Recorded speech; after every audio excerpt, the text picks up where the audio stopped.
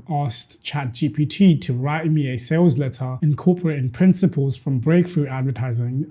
With AI leveraged targeting and a lack of first-party data, if you've been advertising on Facebook, TikTok, Pinterest, or even Snapchat in 2022, you should be aware that your creatives are now one of the very few levers over which you have an element of control. Essentially, if you're able to strategize well-performing ad creatives, these creatives can directly increase your chances of success when advertising on social media platforms. In other words, going into 2023, the importance of creative strategy cannot be ignored. And look, I can go on and on about the importance of creative strategy, but the topic of today's video is, what does creative strategy look like for small to medium-sized businesses? And if that's something of interest to you, let's get started.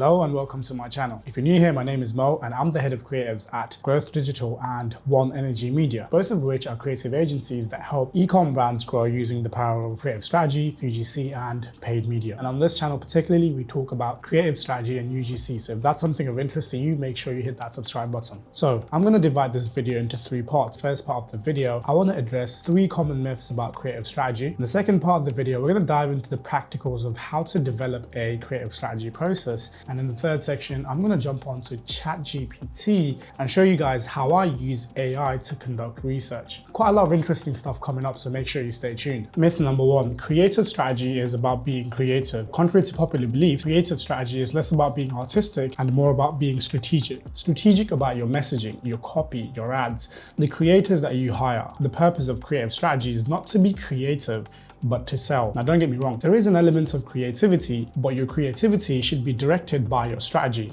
not the other way around. And we're going to dive into how you can practically apply strategic thinking within your creative strategy in the second section of the video, so keep watching. The second myth is creative strategy is all about making ads. You need to think about it in the analogy of a guitar. For you to get the right melody, all of your strings need to be in tune. For example, if you don't conduct enough research on your brand, your customers, and your competitors, you might not be able to come up with a compelling message for your ad creatives. Or say your ad creatives are amazing, but your landing page doesn't really convert. You're not going to get the sale. So you see creative strategy is more than just creating good ads. The third myth is creative strategy is all about testing anything and everything. There is an element of truth to this where creative strategy does involve a lot of tests. But if you have a limited budget, you want to put your best bets on well-strategized creatives. This is an unpopular opinion. If you're on a limited budget and all you're doing is creative tests, there's a highly likely chance that your messaging within your creatives may not be resonating with your audience. So going back to the first point, you need to be strategic about what sort of creatives you're going to test. You also need to be strategic about your creative testing process. We're talking about creative testing, and strategy brings us to the second part of this video, which is what are some practical steps that you can take to create a solid creative strategy process for your small to medium-sized business. Now, when it comes to the process of creative strategy, there's essentially 4 parts. The first one is the research stage, and this is the most important stage. I'm not going to go into too much details about this because I've actually got a video that talks about all the practical steps that you need to take to conduct thorough research.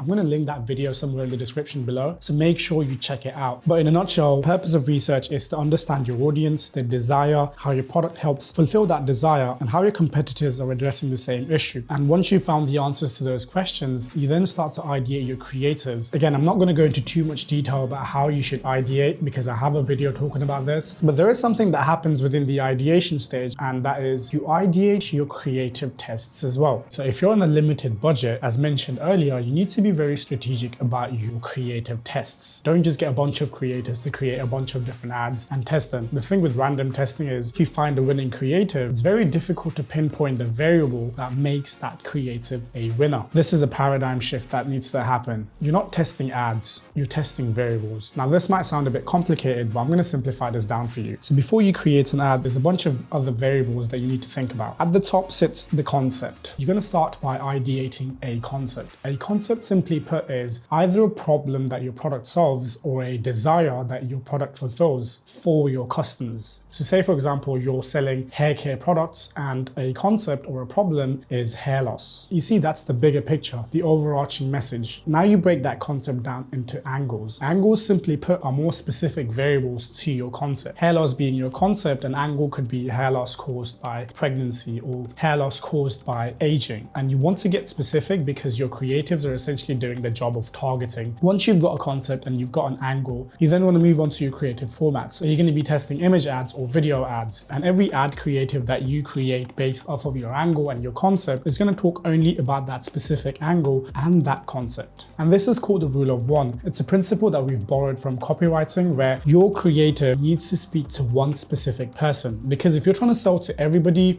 you sell to nobody. The idea is to figure out quickly the concept and the angle that works, and then be able to replicate a bunch of ads and reiterate them to make them better. So you're not testing ads, you're testing variables. The amount of variables that you can test really depends on your ad budget. Now, if I go in depth with creative testing, this video could take forever, but I hope you get the gist. And if you have any questions, drop it in the comment section below. Once you've ideated your creatives and the way you're going to test your creatives, you then have to execute it. Now, with the execution stage, you're essentially bringing your ideas to life. I've noticed that a lot of brands completely delegate the process of creating ads to content creators. You shouldn't just get complete assets from content creators. Your aim should be to get raw files so that you can take these files and mix them up to create multiple variations of a single ad. Again, I do have a video, so if you're interested, go check that out. And once you've gone past your execution stage, you then have to analyze your results. You need to know what concepts, which angle, which creator, which framework is working best. And to make this easier for yourself, you can actually use Motion. Motion essentially is a creative analytics platform that allows you to analyze your creatives in an efficient and interactive manner. I do talk about Motion in the video where I break down my creative strategy process.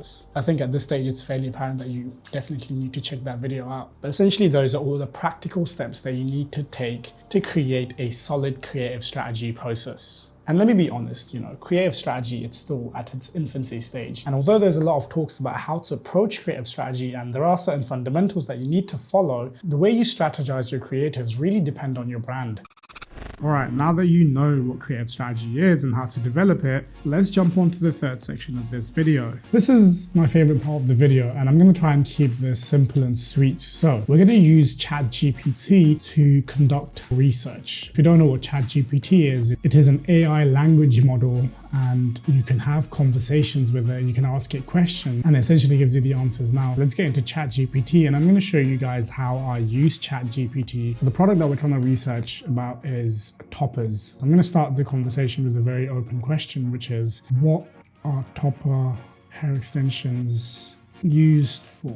And as you can see, real-time answers, and it tells me what topper hair extensions are used for. It's a good starting point. My next question would be, give me an ideal customer avatar that would purchase topper's hair extension. It literally gives me an ideal customer avatar. If you've got an ideal customer avatar, you can create ads speaking to this specific person. My next prompt to ChatGPT would be to write me a sales letter speaking to this customer avatar. I've asked ChatGPT to write me a sales letter incorporating principles from Breakthrough Advertising and David Ogilvy. And the sales letter will be my starting point to start thinking about ad copy, ad scripts, and landing page copy. And I'm going to try and turn this into an ad script. And honestly, I can do that using ChatGPT. So my next prompt would be, write me a video ad script using the problem agitate solution framework based off of all of the information provided above. Write it using Gen Z friendly language. And this is, and it's pretty crazy. I've got a script. Give me a short list for this script. Do I need to say more? It's pretty insane what this AI can do. Although I'm not sure if I'm going to use the exact shot list, I have my own method. And you see, like from the initial get-go, this would have taken at least like an hour or two of research, and I've done this in about less than 5 minutes. And it gives me a really good starting point. And although I might not use all of the information that I've received from ChatGPT, there's definitely a lot of information that I will be using to give me a starting point. And this is not a sponsored video. I'm not getting paid by them. None of that stuff. It's just amazing.